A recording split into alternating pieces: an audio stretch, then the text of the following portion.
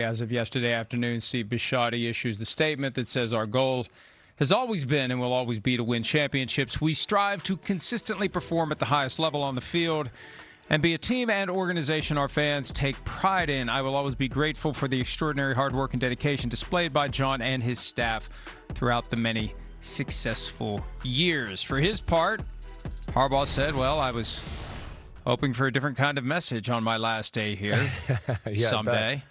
But that day has come today.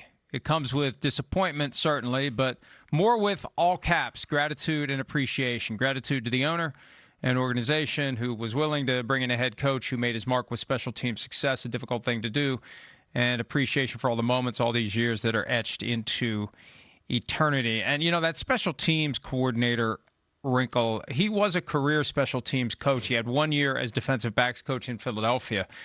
And I don't know why that 1 year became the palate cleanser to allow teams to consider him to be a head coach. This is something you and I have said many times, and the explanation I've gotten primarily from the special teams coordinators who can never get serious looks as NFL head coaches is owners feel like they need something bigger than to bring in a special teams coordinator, which just shows how stupid some of these owners are. And I'm sorry if I've offended your sensibilities by calling you stupid. At least I haven't called the Browns dysfunctional yet, because we now know Jimmy Haslam doesn't like it when you call the Browns dysfunctional, which guarantees that any time I mention the Browns for the rest of my life, I will say the definitely not dysfunctional Cleveland Browns.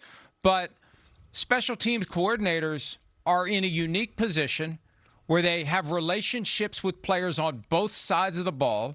They manage a mini team within the broader team.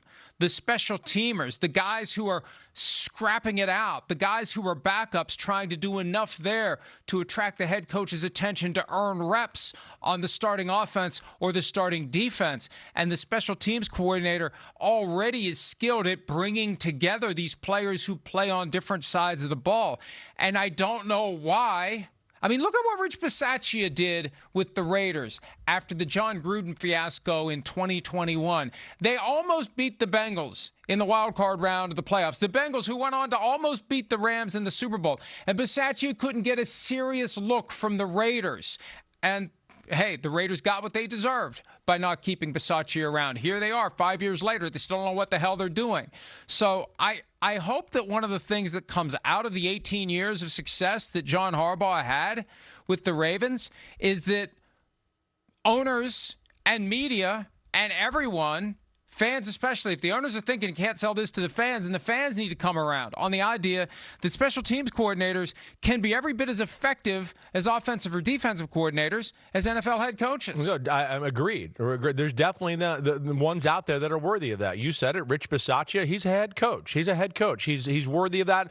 Of course, you know I got a relationship with him. I was in Tampa with him. I've kept in contact with him all these years. He's never been a guy that I didn't think was a head coach. You know, the thing I think people miss out with a special teams coach is they really know how to communicate with everybody on the football team. That's the first thing. And, you know, because they're sitting there on the sidelines all these years watching the game, watching how they're actually usually really on top of all game management stuff, right? That's where they're special. But I will say at the same time, I understand owners being scared to do it. I do. I understand it. I get it. Because you're setting yourself up, too, as we know, especially this day and age where we are, where, if the offense isn't good or the defense isn't good, you become a meme, and then it's like, oh, well, of course we're not good. We hired a special teams coach. We do that. I mean, we're in an era right now where, again, I'm not just saying you, but other people too, right? You want offensive coordinators should be hired, because if you hire the defensive coach, he's going to hire an offensive coordinator, and the offensive coordinator should leave. So we're a little bit in that era right now where nobody should be hired unless they're an offensive genius. So that's where we are, which is messed up and stupid. I don't agree with that, right? But at the same time, I can understand why owners get scared or get cold feet when it comes to the special teams thing, because they're worried about, if it doesn't work out, I'm going to get roasted. And I think that's what happens more times than not in these combos. Well, first of all, people who have accomplished enough, look, for the people who have accomplished enough in business to buy an NFL team, I'm setting aside the people who just happen to be in the will. For the people who are able to buy the team, if they worry about that, then that's on them. And hey, as it relates to the whole, it's better to have an offensive coordinator who is your head coach. How do the Bucs feel with Dave Canales gone, Liam Cohen gone, the offensive brain drain in Tampa? One of these days, you're going to hire a coordinator that isn't going to get hired by someone else right away as a head coach. And where's your team? Not in a spot where you want it to be. So I just think the success of Harbaugh, look what Darren Rizzi did, interim basis in 2024 with the Saints. He showed he could get it done. I just think that it's something that we still see defensive coordinators get hired. So it's not like teams don't do it. No, I just don't know why they won't. Why not give them interviews? It's not even a matter of, well, we can't hire this guy. They don't even look their way. They don't even consider them as viable candidates. When you think about it, it is ridiculous that they won't even bring a guy in and sit him down and hear his vision for leading the team. They won't even do it. That's what's wrong here. They're definitely interviewing coaches from both sides of the ball when it's time to find the head coach, offensive and defenses. The special team coordinators can't even get a seat at the table. And I don't know if the agents aren't pushing hard enough. I don't know if special team coordinators don't make enough, that they don't get represented by the big influential agents. I mean, look, remember last year, they went down that rabbit hole at ESPN. Kalen Kaler had a great article about all the influence that certain agents can have, basically the kingmakers in the NFL. And maybe that's the problem. Maybe the agents need to start identifying talented special teams coordinators who would have the ability to lead a team and promoting them the way they promote their offensive and defensive coordinator clients. Yeah, they don't sell it. That's not in demand. And, I think the other aspect of this, too, that you can't forget, most special teams coaches don't really want to be you've been around the special teams coaches. There's very few. A lot of them are like, I'm a psycho, I'm a special teams guy. I just want to be that guy, and I'm going to coach, and we're going to be psycho, and we're going to be awesome. They're happy with where they're at. There's not a huge group of them out there that are like, I want to be a head coach one day. Rizzi's probably one. Bisaccia is another one. There's certainly other ones out there too.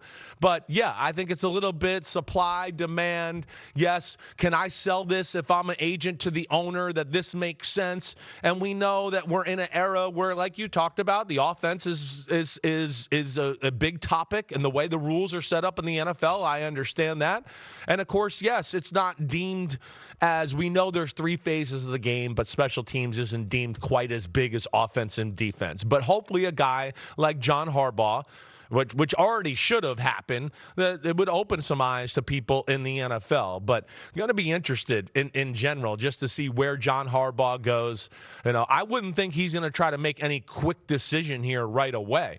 There's some jobs out here that that are appealing. I mean, yeah, the Giants job's good. The Atlanta Falcons one's pretty good too, and he might be able to bring his own GM there, or somebody he agrees with, or has a relationship with. We saw that the Atlanta Falcons, when they play pretty good, and I think this might be part of the reason why Raheem Morris and them got fired, because it's like, wait, this team, the Rams, we saw you play the Bills, we saw a few other games where it's like, you look like you're one of the better teams in football. How come we look like we're an average team another 8 or 9 weeks of the year? Where the hell happened there? So there is some options out here, and as I saw, you wrote it yesterday, I mean, his agent, all of that, yeah, there's going to be people calling constantly here, gauging it, and teams that, as you mentioned in your article yesterday, that are probably like, we're on the fence with our coach. Wait, if we can get Harbaugh, maybe we will fire our coach, right? I mean, so yes, he's viewed as pretty big time around the NFL, as we know, and it is going to be pretty awesome to see what happens here in this situation.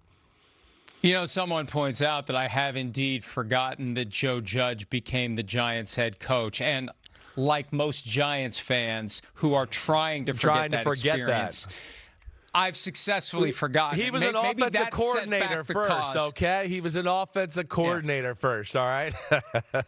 Hi, it's Mike Florio. Thanks for watching PFT on YouTube. Hit subscribe for the latest news and analysis from Pro Football Talk.